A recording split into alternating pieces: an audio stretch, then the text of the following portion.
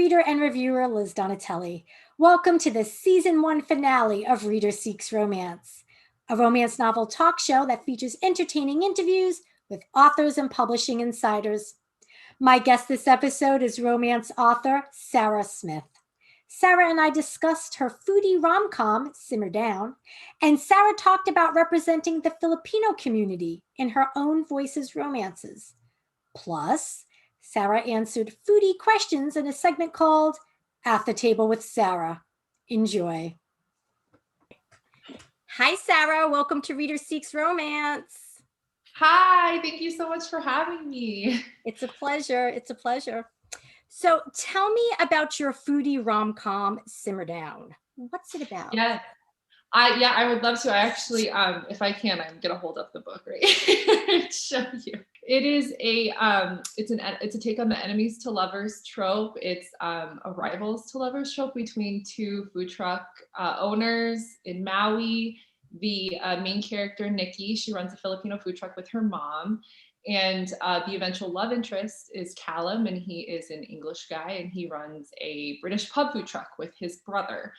And yeah, they're just pretty much warring over the same very coveted, beautiful beach parking spot. And eventually the heat between them gets very, very romantic. And so they engage in this secret affair. Is there a nuanced difference between rivals to lovers and enemies to lovers? That's a great question. There probably is, because I think the dynamic is a little bit different because so they're in the same industry and they're essentially doing the same thing. They're cooking food and trying to feed people. So I think that commonality between them makes it maybe a little bit more intimate than just straight enemies to lovers. So yeah, that's a good way to put it, more nuanced. Yeah. Are you a food truck groupie? I know right now during the pandemic, maybe that's not what you're doing, but when you do go to food trucks, like which ones do you seek out? Oh, that's an excellent thing to talk about. So I love food trucks, and in the city where I live, there's a pretty strong food truck scene. So even through the pandemic and quarantine, you can still go get food from them because it actually works out pretty well because they're spaced out safely, and you can just go get your food and go. I think I hit up food trucks like whenever I'm feeling like, oh, I don't want to cook. Let's go get something to eat. A food truck is definitely on the list of things that I could hit up. There's this really delicious Italian food truck where I live, so I get that one pretty often. There's like a gourmet hamburger one that I love. They have the best garlic fries ever. So yeah, there's a Korean food truck that I love too. So yeah, I definitely am comfortable saying I'm a food truck groupie. I understand that Simmer Down was inspired by your mom. Could you talk about that? Yeah, absolutely. So a lot of the recipes that Nikki, the main character, makes with her mom in their food truck, they are based off of a lot of the recipes that my mom cooked me and my siblings when we were growing up, and a lot of her Filipino family recipes. So that was like a really fun personal touch that I put into the book. Just a way to like pay homage to my mom a little bit, and to hopefully introduce people to Filipino food, because like depending on where you live, like if you live in California or Hawaii, you probably have pretty good exposure to Filipino food. But if you don't, I don't know if a lot of people would even know dishes from that cuisine. So it's been really fun interacting with readers and them saying like, oh, this recipe made me so hungry, and I'm like, yeah, that's my mom's recipe. So that was a really fun personal touch to put into the novel. The only Filipino food I've had, you could probably guess, is lumpia. Oh, it's so good. That's everybody's favorite. It's so good. Now, while you were writing the book, you were serving as your mom's caretaker. Was she aware that you were writing Simmer Down, and did she offer any input? Yeah, so she knew that I was working on a book, and it was pretty early draft. So I have this, I don't know if you'd call it a superstition, but I don't like to talk a lot about a book when it's in like the first draft stage. Like I'm not like, oh, I'm working on this, because then I feel like, I don't know, maybe somebody will say something and it'll like veer me off track or something. And I just want to stay really, really focused on what I'm working on. So yeah, she knew that I was working on something.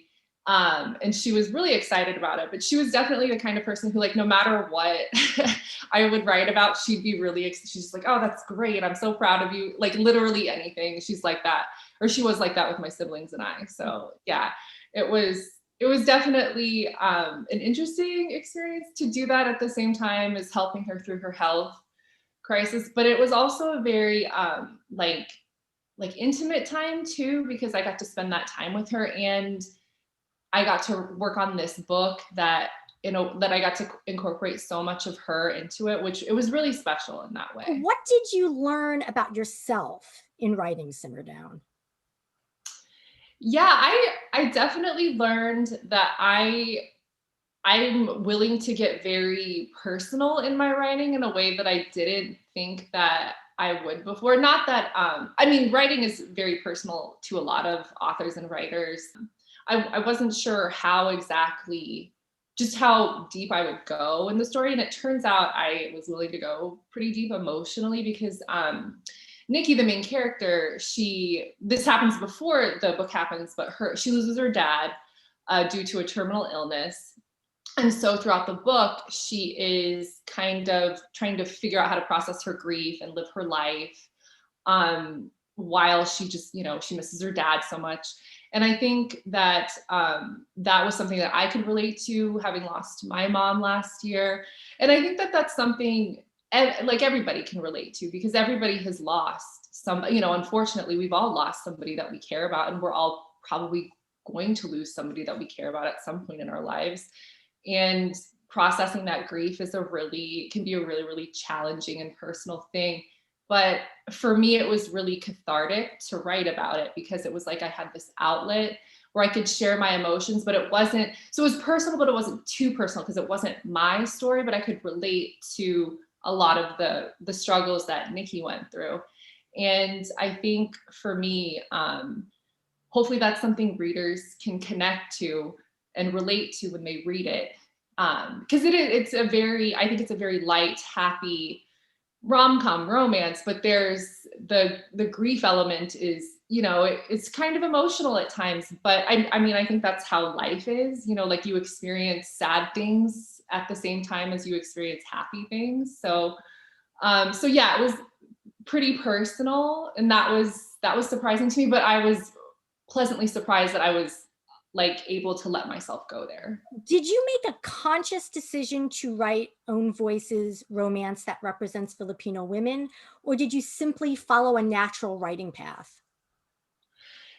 Yeah, it was definitely just a natural writing path for me. I was always a really avid reader growing up as a kid and even now.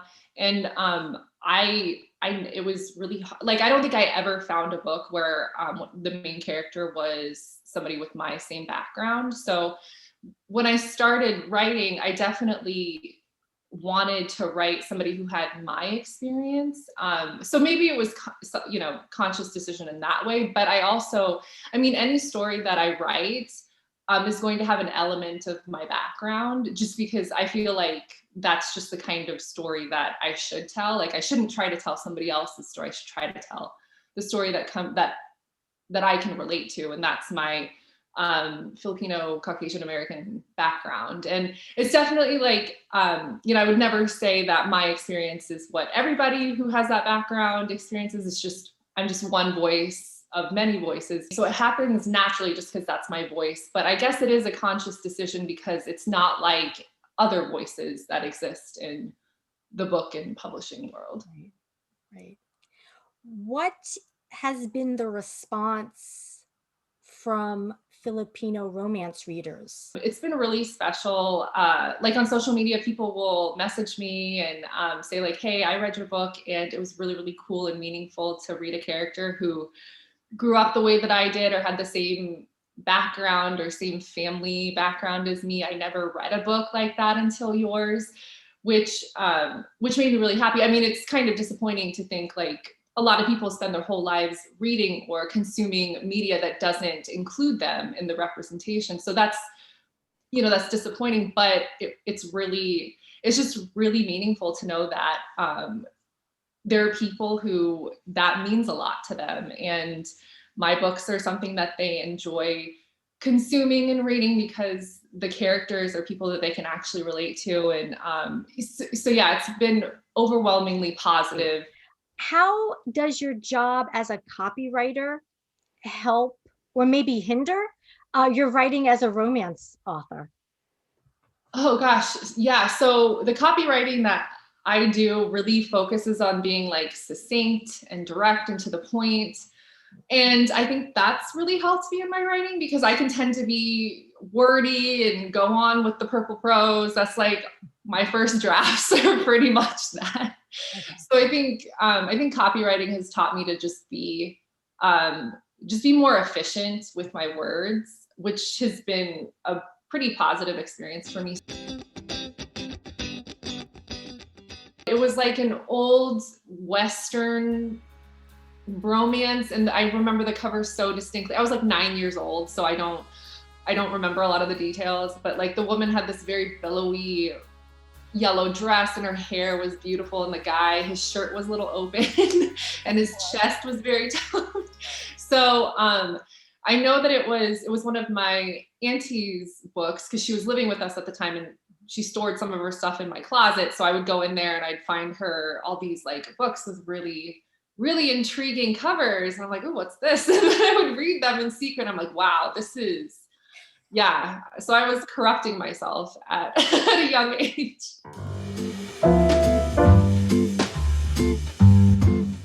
Which snack do you nosh on while writing? Ooh, oh gosh, probably potato chips. Okay. Yeah. Which snack do you enjoy while reading? Oh, something sweet, chocolate, any kind of chocolate sweet. Which food instantly makes you happy? Oh gosh, probably ice cream. I'm always happy when I have ice cream. Is there a particular flavor or any ice cream? Any ice cream, it can't be vanilla, but any other flavor, I'm instantly happy. Vanilla is the only one that I'm like, I don't know. Okay, gotcha. Yeah.